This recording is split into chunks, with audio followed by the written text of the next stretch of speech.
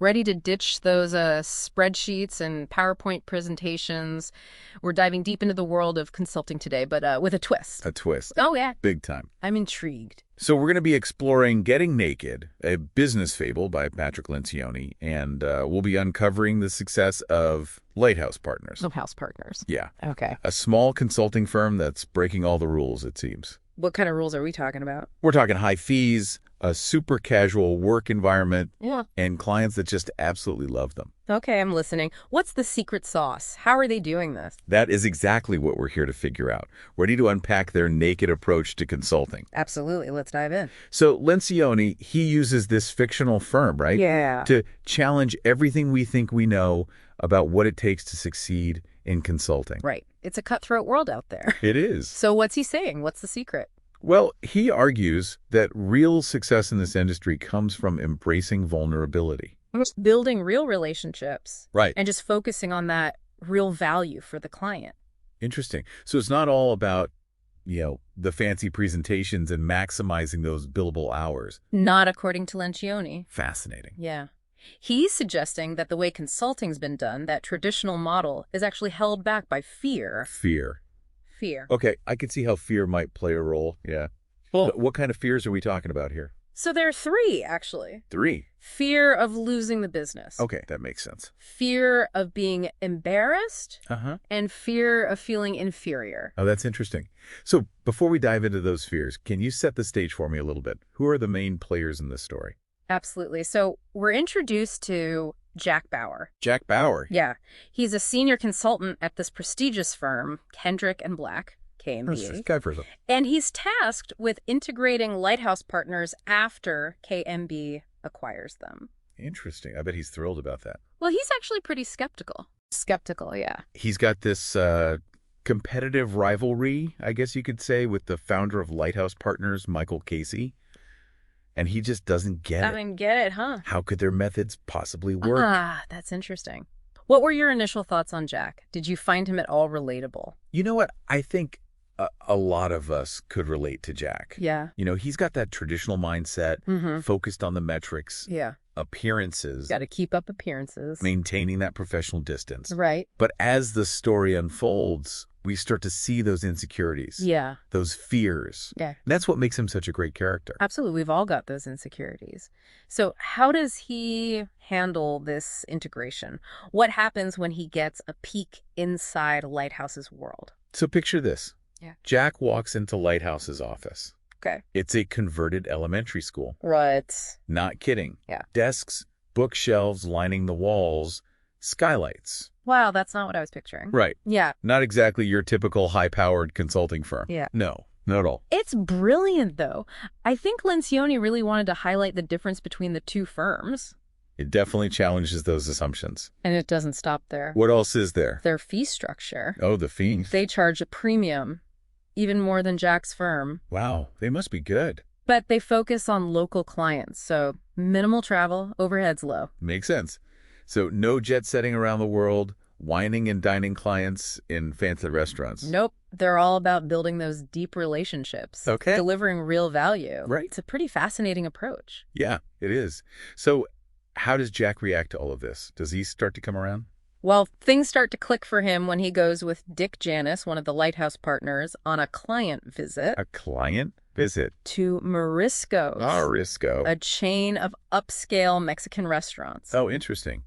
So I'm picturing a fancy lunch, some polite small talk, maybe a round of golf later. What actually happens? It is nothing like that. Really?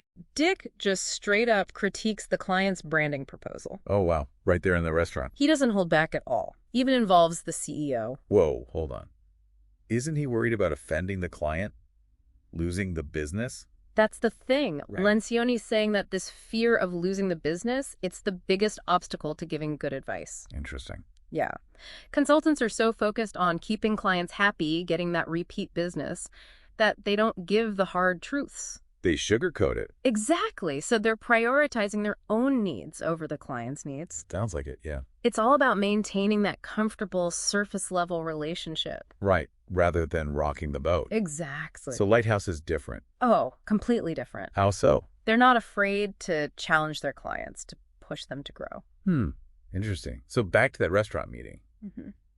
Was Dick's bluntness a calculated strategy? It seems like it. He was showing his commitment to their success, even if it meant being brutally honest. I see it. So he was being naked with them. Exactly. And how did the client react to this? Do they appreciate his honesty? I think so. They didn't storm out of the restaurant. Good. So this naked approach, it goes beyond just client meetings, right? It's in everything they do. Jack sees it again when he observes a sales meeting. A sales meeting. Yeah. Yeah. No proposals, no contracts, no fancy PowerPoint presentation. No presentations. That's bold. Not even a discussion about the fees. Really? That's wild. How do they even get clients to sign if they're not doing any of the traditional sales stuff? That is the beauty of it. Dick focuses on understanding the client's problems, offers valuable insights. So it's basically giving away free consulting. Pretty much, yeah. He's showing his value up front, no strings attached. That's a pretty powerful way to build trust, I imagine. It is, and it's a key part of overcoming that second fear, the fear of being embarrassed. Okay, I'm starting to see how this all ties together. But how does giving away free advice help overcome embarrassment? So, traditional consultants, they feel pressure to present themselves as these all-knowing experts, Yeah. but they're afraid to admit when they don't know something. Yeah, I can see that. They don't want to look foolish. Nobody wants to look foolish. So they stick to those safe, generic solutions. Right. I see. So how is Lighthouse different? They're willing to ask dumb questions. Dumb questions. Dumb questions, admit they don't know something, Wow. and even make mistakes. Interesting. So they're embracing that vulnerability. Totally. They see those moments as opportunities to learn. Huh. And the clients appreciate that. They do. They value the honesty and transparency. So it's about being authentic rather than trying to be perfect. Exactly. And that's what allows them to really connect with their clients, build that trust, foster a real partnership. This naked approach is really making me rethink the whole consulting game. Mm-hmm. But we haven't talked much about that third fear, yet the fear of feeling inferior. How does that fit into the traditional model? And how does Lighthouse address it? That is a great question, and one that I think we need to save for the next part of our deep dive. Okay, I'm on the edge of my seat. But before we move on, I want to hear from you, our listener. What are your initial thoughts on this naked approach? Does it resonate with you? Do you see any potential challenges? We'd love to hear your perspective. In the meantime, think about how these three fears, fear of losing the business, fear of being embarrassed, and fear of feeling inferior, how are they showing up in your own work? Are you holding back from expressing your true thoughts? Afraid to ask for help or admit when you don't know something? Is your ego getting in the way of building those real, authentic relationships? These are all important questions to consider. We'll be back in the next part of our deep dive to explore them in more depth. Welcome back. Still with us deep in the world of Getting Naked by Patrick Lencioni, right? Yeah, exploring that unusual consulting style of Lighthouse Partners. That's right. They've got that naked approach. Right, naked approach. Embracing vulnerability. Right, to get over those three fears. Exactly. Those three fears that plague those traditional consulting firms. We talked about the fear of losing the business and being embarrassed. Mm. What about that third one?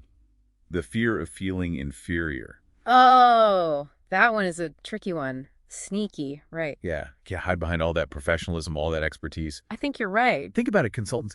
They always want to be the smartest person in the room. Oh, yeah. Got to be the problem solver. The strategist, the one with all the answers. Mm-hmm. But how does that create a fear of feeling, inferior? Well, wanting to be seen as valuable, it can backfire. Backfire. They might avoid doing the tasks that seem too simple. Oh, I see. Beneath them, Like they're too good for the grunt work. afraid of getting their hands dirty. Gotta stay up there in that ivory tower of strategic thinking. So it's an ego thing. Exactly. But Lighthouse, they just turn that on its head. How so? They embrace those less glamorous tasks.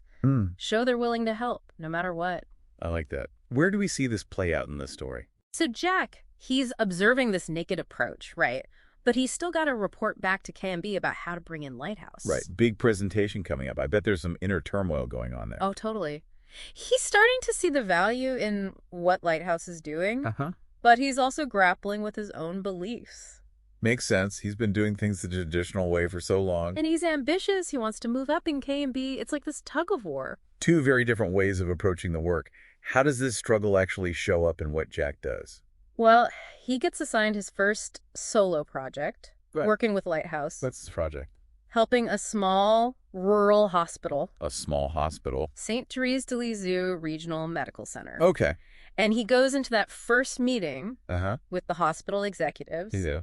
armed with all his past experience. Ready to dazzle them with his expertise He's thinking he can just apply a model he used before. from a previous client? Good Shepherd Medical Center. Yeah. Big, successful, for-profit place. Okay. But as he's presenting, it hits him. What hits him? He's made a huge mistake. Oh no, what happened? Good Shepherd and St. Therese, they're completely different. Good Shepherd, it's like this corporate machine. Yeah. And St. Therese, it's small, community-based, faith-based. Oh, so his model, all about efficiency and profits. Totally wrong. Ouch, that's gotta be embarrassing. He fell right into those three fears, didn't he? He did. Afraid to admit he didn't have all the answers. Afraid of looking bad. Maybe even feeling a little superior to them. And now he's dealing with the fallout. But instead of trying to hide the mistake, he does something surprising. What's that? He owns up to it. Admits he messed up. Wow. Tells the hospital execs he's embarrassed. He does. And guess what? Turning point, they get it. They understand. They're actually amused by his honesty. So they appreciate him being real with them. Totally. A perfect example of how vulnerability builds trust. It deepens that connection. Mm. So he salvaged the situation. He did. Strengthen the relationship, really. Powerful stuff. But what about the big presentation at K&B? That's still looming. It is. He still has to explain how to integrate Lighthouse, right? Into their very corporate structure. That's got to be a tough sell. Oh, I think you're right. This presentation, it's like the climax of the story, right? A showdown between two totally different ways of thinking about consulting. I'm ready for the drama. So, picture this. Everyone's assembled. Kendrick, Marty, Janet Neves, she's head of finance. Okay. And there's another partner Jack just calls the Penguin. The Penguin. Interesting. In the Alcatraz suite, no less, Jack takes the floor and throws them a curveball. A curveball. What does he do? He tells them he has absolutely no idea what the financial impact is going to be. Wow. Not exactly the data they were expecting. No, not at all. He's telling them they need to think bigger than just the numbers. Look at their values, the way they do things. He's calling for this big shift, more human-centered approach, relationships, trust, genuine service. He's challenging their whole belief system. How do they take this? Resistance. Janet Neves, very practical. She wants to know how to measure all these benefits. Makes sense. She's the finance person. Kendrick and the Penguin, more dismissive. They don't buy it. It's like, how can you even compare our firm to a small operation like Lighthouse? So Jack's got his work cut out for him.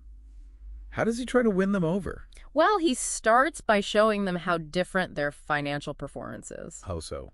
Lighthouse is crushing it. Crushing it. Better profit margins, Right. More revenue per client. Despite those high fees and no hard-selling tactics. They're intrigued, but not convinced. He's got to go deeper. Show them the why. I'm all ears. Yeah. How does he do that? He points out that K&B is struggling to keep their fees high. Clients pushing back. Yeah. And he argues this is a sign of a bigger problem. What problem? They're just not providing enough value to justify those premium rates. Then he unveils the heart of Lighthouse's model. They just show up. Just show up. No endless proposals. No dog and pony shows. They dive right into understanding the client and offering solutions. That's the naked approach, isn't it? No pretense, just results. But how do you prove the value of something like vulnerability? Good question. It's not exactly quantifiable, is it? Well, Jack takes a big gamble, calls up Gene Kravitz, Who's that? CEO of Boxcar, a client that chose Lighthouse over K&B. He's putting a client on the spot during this meeting. Bold move, right. Risky. But brilliant. Gene's testimony, it's powerful stuff. What does he say? He talks about how Dick just listened, offered real insights, no sales pressure. He felt like Lighthouse truly cared about Boxcar's success. So they earned his trust by being genuine.